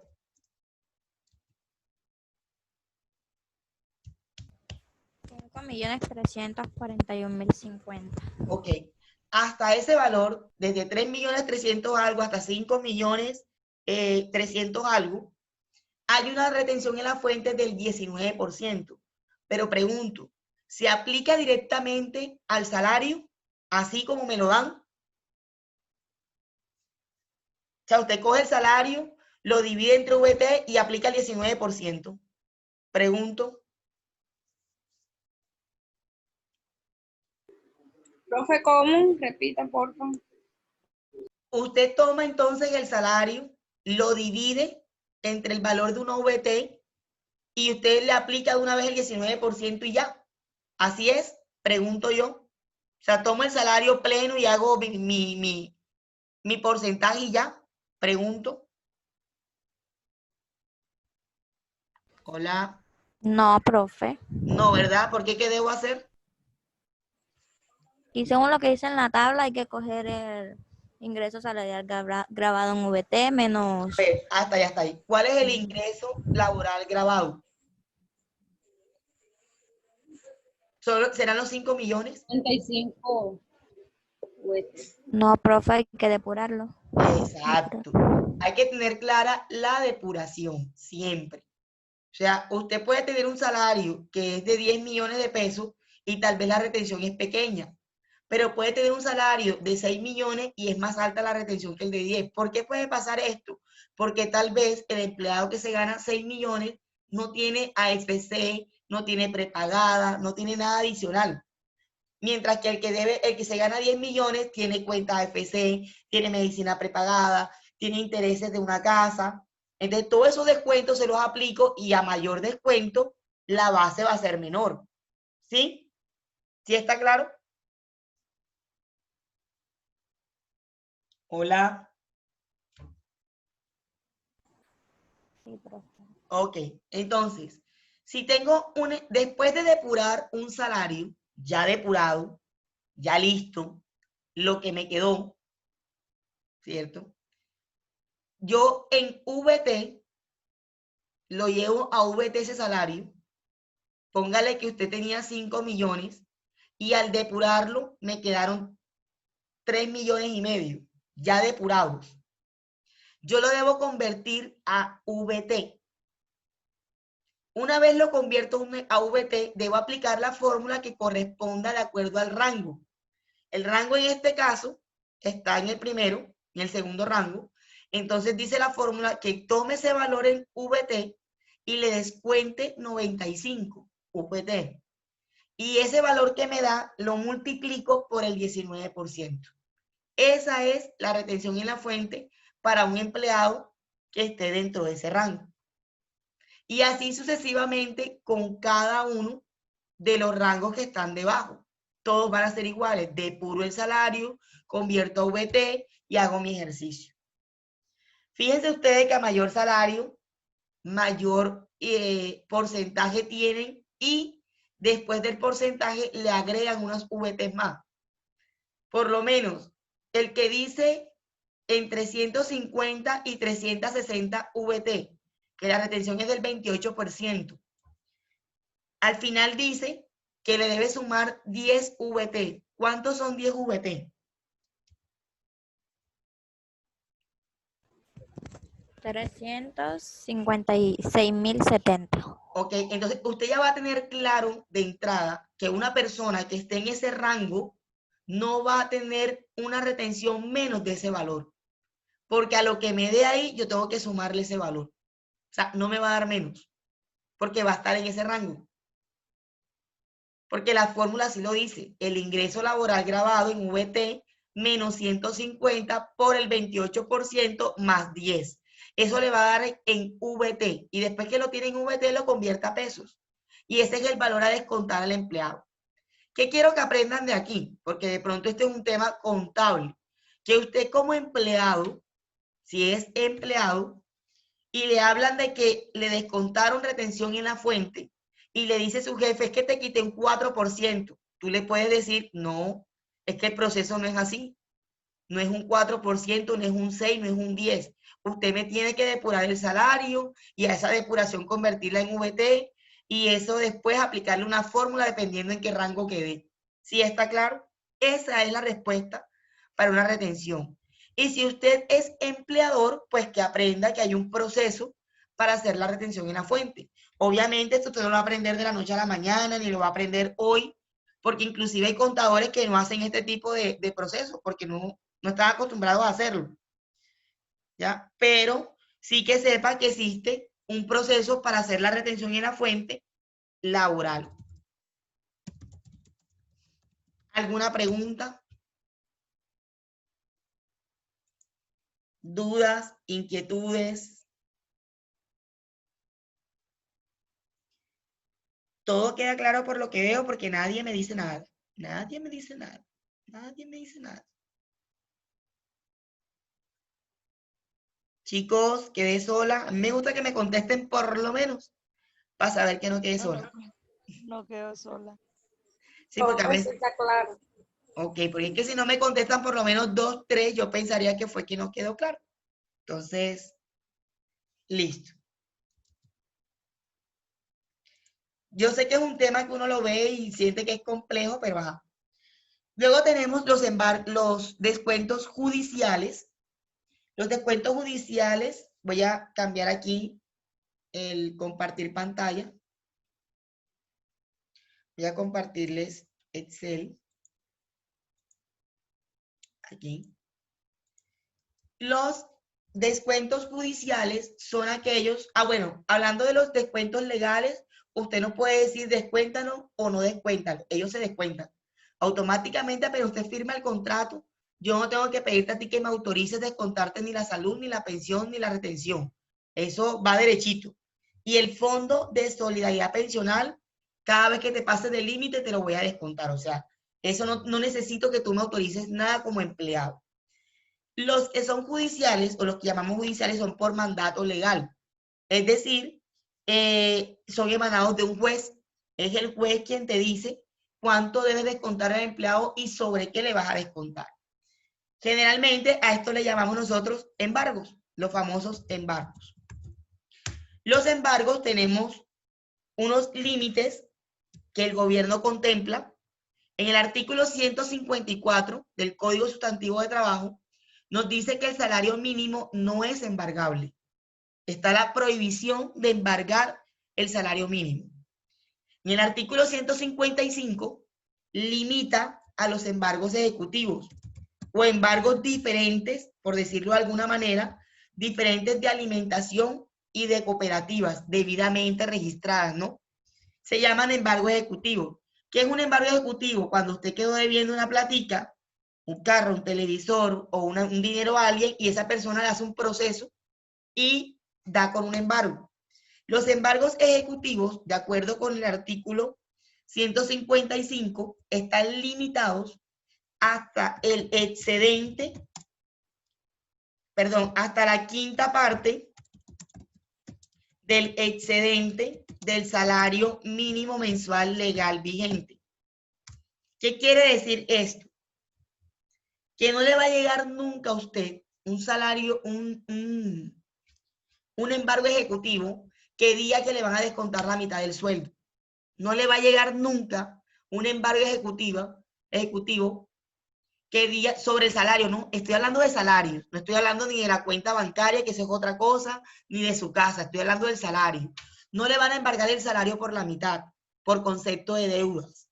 No le van a embargar el salario por el 75%, no lo van a dejar sin dinero. Eso no pasa. Cuando es ejecutivo es por la quinta parte del excedente del salario mínimo. ¿Cómo lo calculamos? Vamos a suponer que usted se gana 1 millón de pesos. ¿Cuánto es el salario mínimo? Pregunto.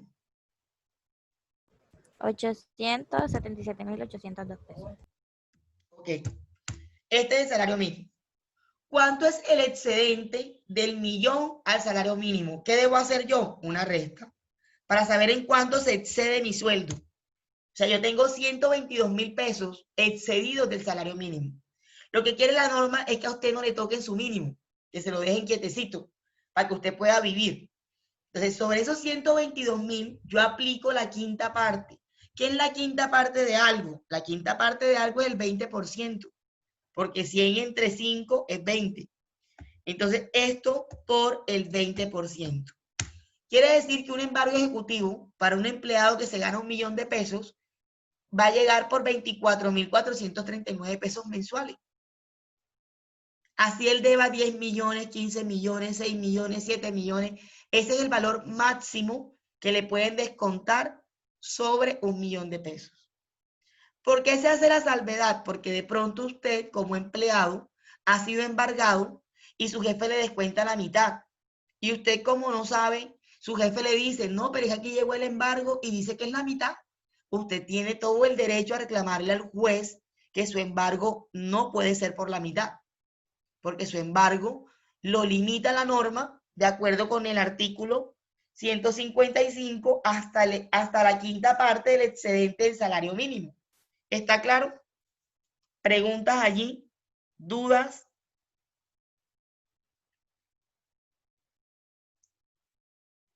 Hola. Creo que está claro. Está claro. Bueno.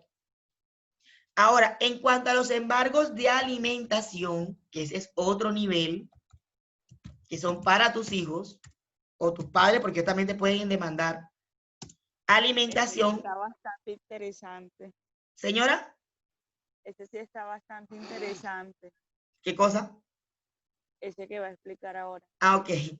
En cuanto a los embargos de alimentación o para cooperativas debidamente registradas, no sé si ustedes vieron que hubo un tiempo en nuestro país que hubo cooperativas al garete, que todo el mundo creaba una cooperativa y prestaba plata, es porque las cooperativas tienen la misma excepción que tienen los de alimentación.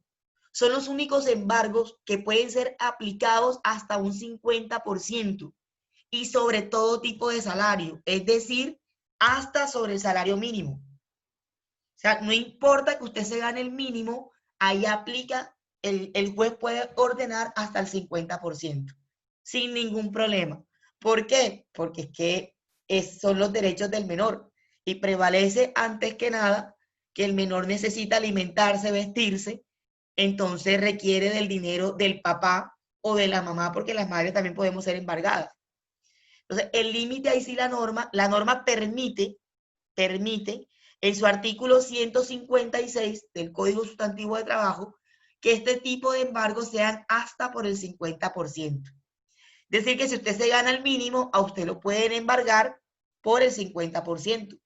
Si se gana 1 millón, lo pueden embargar por 500.000 por la mitad, ya descontando salud y pensión. Entonces no cogería 500.000, sino un poquito menos, pero es la mitad. Sí se puede. Generalmente los embargos por alimentación y por cooperativas, sobre todo los de alimentación, el juez es muy duro cuando son ese tipo de embargos y ordena que se descuente también sobre las prestaciones sociales, sobre indemnizaciones, sobre cualquier tipo de ingresos que tenga el trabajador. ¿Cómo sabemos sobre qué valor descontar? El juez lo escribe. Usted tiene que hacer caso a lo que diga el juez, porque usted no es juez. Usted simplemente acata la orden que un juez dio. No somos nosotros como empleadores quienes debemos juzgar lo que el juez determinó. Si el empleado siente que está vulnerado su derecho, que el juez le está cobrando más de la cuenta, él tiene que ir donde el juez y en su proceso decir, mire, el juez me está descontando tanto y yo tengo 2 hijos más y ¿cómo hacemos? Me está dejando sin plata y bueno, tantas cosas. De hecho, algunos padres se autoembargan, por lo menos tienen hijos en la calle, y cuando le embarga el hijo de la calle, o el hijo con otra persona, no de la calle, perdón, el hijo con otra persona, que no es su esposa con la que vive, con su mujer, con su cónyuge, entonces le pide a la esposa también que lo embargue. ¿Para qué? Para que se distribuya el dinero entre las dos. Yo he tenido casos de empleados que están embargados por el 50% y él se hace embargar de la esposa. Entonces, ¿qué pasa con la esposa? El juez dice, bueno, como tiene otro embargo, toca bajar el embargo a la primera. Entonces lo bajan a 25 y 25 para cada una. Pero como él vive con su esposa, no le afecta el 25, ¿sí? No solamente el 25. Y si tiene una tercera mujer, entonces el 50 es entre los 3 hijos que tenga. O sea, yo llegué a tener un empleado que tenía, 5 embargos de 5 mujeres diferentes. Y con una mujer tenía 3 hijos. Ella la que recibía un poquito más, porque tenía 3 hijos. Entonces el 50% dividido entre las 5. Imagínese usted. A una le tocaba el 10%, a la otra el 10%, a la otra y así estaba. Entonces, para tenerlo en cuenta, los embargos son un caso especial dentro de la norma. ¿Alguna pregunta? Ninguna. Todo está claro, señor. Ok. Por último, tenemos los descuentos acordados. Los descuentos acordados son como los aportes a cooperativas, aportes a sindicatos, cuotas de crédito a entidades financieras, libranzas, deudas con la empresa. Este tipo de descuentos deben estar expresamente firmados por el trabajador. Es decir, no puede llegar alguien y decir, mira, es que el trabajador me debe a mí una plata, después de descontar, y usted abusivamente descontarle. No puede. Tiene que tener firmado una orden de descuento. Es más, inclusive, si el empleado me daña una máquina que cuesta miles de millones de pesos y yo se la voy a descontar, no lo puedo hacer si él no me firma la orden de descuento. Tendría que hacer un proceso jurídico si él no me quiere firmar, pero yo no puedo, a menos que yo demuestre que la culpa fue de él, no podría hacerlo. Tiene que ser un juez el que me diga, descuéntele si él no me quiere firmar. Pero si por lo menos el empleado, inclusive a estos empleados que son cajeros, que se descuadran, a ellos antes de ingresar muchas veces les hacen firmar una cantidad de órdenes de descuento y las tienen ahí guardaditas para cuando se descuadren poderles descontar. Si yo no firmo que me descuente a mí lo que yo me descuadré, no me lo pueden descontar. No lo pueden hacer, porque yo no estoy firmando que me descuentes nada. Inclusive si te equivocaste en la nómina y me pagaste de más y yo me gasté la plata y ahora me la quieres descontar, yo tengo que firmarte que me vas a descontar. O sea, los acordados deben estar firmados por el empleado, autorizados. Los aportes a la cooperativa tiene que tener mi orden de descuento y yo también como empleador. Un sindicato, el sindicato tiene que tener mi orden de descuento y el empleador también. Si el banco me va a descontar plata, tiene que tener la orden de descuento firmada por mí, la empresa. O sea, todo es con orden de descuento. Los acordados, porque los legales no necesitan orden de descuento, ni los judiciales porque son mandato legal. En cuanto al judicial, a los embargos, yo lo que puedo hacer es notificarle al trabajador, decirle, mire, tome, le llegó este embargo y será aplicado a partir del 1 de enero. Fírmeme aquí el recibido. Listo, solo es notificación. Porque a mí no me corresponde decirle, te lo hago o no te lo hago. Porque si yo no hago ese descuento, yo tendré un problema legal porque es una orden judicial. ¿Alguna pregunta? Con esto cerramos las deducciones. Voy a dejar de compartir pantalla. Los que gusten pueden activar su cámara.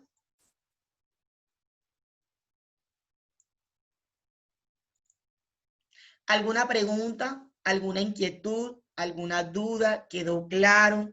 ¿Qué tal el tema de hoy? Por ahí alguien dijo que estaba interesante lo de los embargos. O sea que con ganas de embargar pareciera. No, yo, profe, no, ya está en proceso eso, sino que quería ir más o menos a ver si se podía. Ah, ok. Hay empresas, te soy honesta, yo trabajé en una donde estaba prohibido que al empleado lo embargaran. Si había un empleado, cuando yo entré a la empresa, yo me quedé aterrada porque la nómina era fácil, porque no había embargo, y el embargo complica un poquito la nómina. Entonces, yo era feliz, uy, qué empresa, o sea, tenía 180 empleados, y de los 180, por ahí 150, 160 eran hombres. Y uno sabe que generalmente se embargan son a los hombres. Entonces yo decía, caramba, yo he trabajado en tantas empresas en mi vida y es la primera vez que veo una empresa donde no hay ni un solo embargo. O sea, qué dicha. Vamos a ver que la empresa tiene como política que si a ti te embargan, apenas el contrato se termine, no te vuelven a llamar. Y te llaman. Venga, usted está embargado. Si no soluciona, lo echamos. Si el contrato era término indefinido, preferían echarte y pagarte la indemnización a continuar contigo. Pero no les gustaba el tema de los embargos, porque eso hablaba de la responsabilidad del empleado. Era la excusa, ¿no? Eso iba a preguntar yo, ¿por qué tenían esa política en esa empresa? Sí, pero, o sea, es una política por debajo de cuerda, porque esa política es ilegal. Yo no puedo negarle el trabajo a alguien. Claro, yo no puedo negarle el trabajo a alguien porque lo embarguen. No lo puedo hacer. No puedo. Eso es su problema personal y ese es su dinero, y si lo embargan es el problema de él. Sino que la empresa por debajo de cuerda tenía su política de que si lo embargaban lo echaban, por ellos hacerse la vida más fácil o porque fueran empleados responsables y todo esto.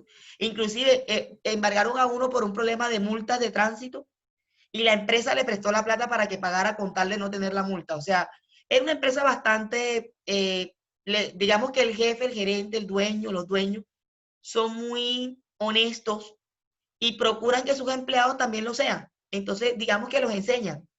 Entonces, bueno por un lado, malo porque no es legal, pero era una buena opción. ¿Alguna pregunta? ¿Alguna duda? ¿Quedó claro todo? Bueno, ya termino, ya les mando el link que me quedó faltando la semana pasada, no sé por qué no le envié la verdad, del miércoles, perdón. No sé qué pasó, realmente se me olvidó, me hubiesen recordado, profe, el link, y yo se los mando. Porque a veces yo me entretengo, yo tengo clases con otro curso, entonces me entretengo y mis cosas también y se me pasa. Pero si me recuerdan, yo les mando el link, les mando las 2 diapositivas que tengo pendiente. El link de hoy lo voy a montar y nos vemos la próxima semana. Pregunto, ¿lo hacemos el lunes como era el horario inicial o lo hacemos el miércoles? Profe, ¿por qué no quedamos ya miércoles y viernes, ya como estamos haciendo anteriormente? Bueno, para mí, pues, personalmente. Colóquenme la manito así, los que están de acuerdo con que sea miércoles y viernes. Neris 1, María 2, María 3, Ginette 4, Valeria 5, 6 Harold, 7 Lina, 8 Juan Bernal, 9 María Margarita Mancera. Ok, tenemos más de la mitad, porque hay 15 participantes. Harold Chamorro, 10. Entonces, quedamos para el próximo miércoles. El lunes no, sino para el miércoles. Entonces, chicos, feliz noche, feliz fin de semana. Con mis hijos nos vemos mañana en nuestra última clase del módulo. Con los demás nos vemos la próxima semana. Profe, una pregunta. profe. Dígame. ¿Me iba a decir algo?